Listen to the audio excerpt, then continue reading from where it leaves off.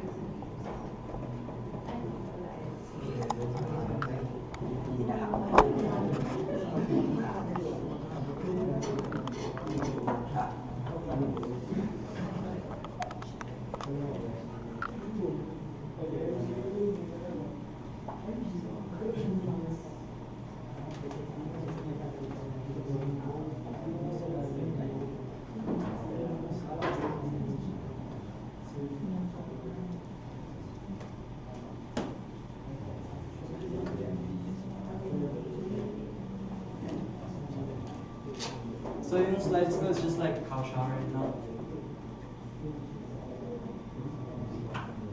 So it's called the Student Council.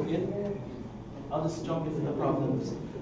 Back when I was the president of the Programmers Guild, yung mahirap para sa amin was to schedule events, aligning with the teachers, manual registration stocks kapag may event na talaga, not having a centralized location for your documents, tsaka paper, reimbursement mahirap after the events.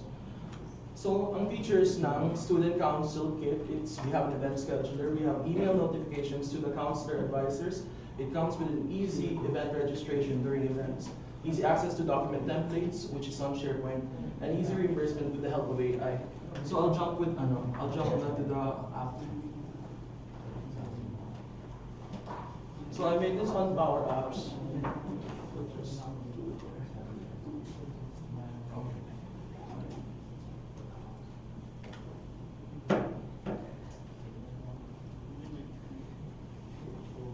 I made this on Power Apps.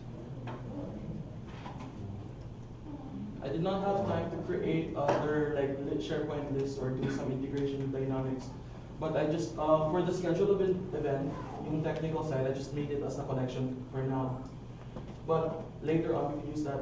We can create SharePoint lists and then integrate it to like Outlook or stuff. So event name, hackathon. I didn't even put a location field here, but you can see we have a start date and end date. 24 long. And here is the counselor heads, so we can pick from their active directory or something. So yeah, we schedule the event. Now we have an event registration. Ito yung na-create natin kanina lang. So, yung nabanggit ko na event registration, here's the list of all the students. We could filter it by student name and or courses. So every time we create an event, it comes with this. We filter it.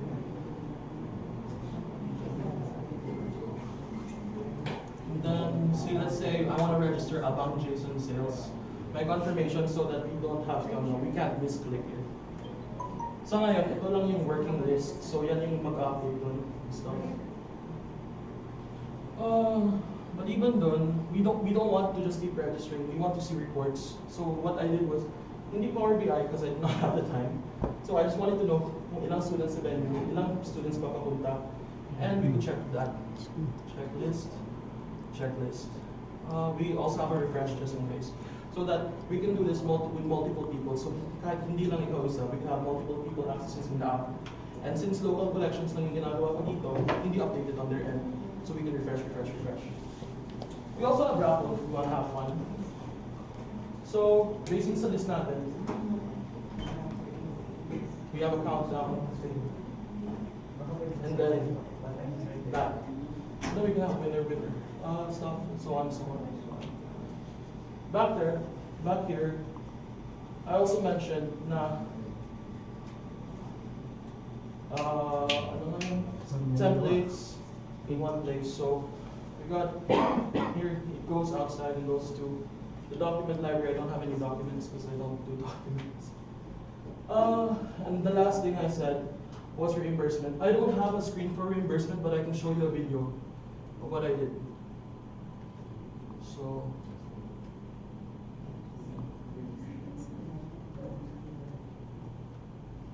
this is this.